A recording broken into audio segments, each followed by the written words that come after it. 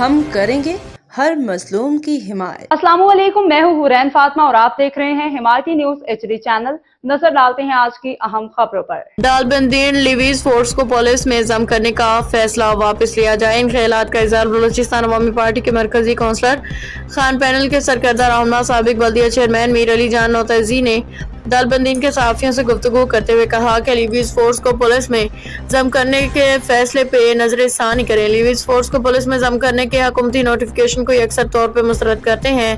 اسے بلوچستان کے عوام کے جذبات احساسات پہ شب خون مارنے کے مترادف عمل قرار دیا اور حکومتی فیصلے کو مذمت کی۔ صوبائی حکومت پہ زور دیا گیا کہ وہ دوبارہ ناکام تجربات کرنے سے باز آ جائیں جس پہ فقط صوبے کے وسائل کا ضیاع ہوتا ہے۔ انہوں نے کہا کہ نہ صرف ہم بلکہ صوبے کے عوام کی اکثریت لیویز فورس کے پولیس کے ساتھ ضم کرنے کی پالیسی کے خلاف ہے۔ انہوں نے کہا کہ حکومت بلوچستان کی جانب سے اس نوٹیفیکیشن کو جاری کرنے کے بعد صوبہ بھر میں سخت تشویش پائی جا رہی ہے۔ باخبر رہیے ہر جگہ ہر وقت، جانیے ملکی و غیر ملکی حالات و واقعات یقین کے ساتھ۔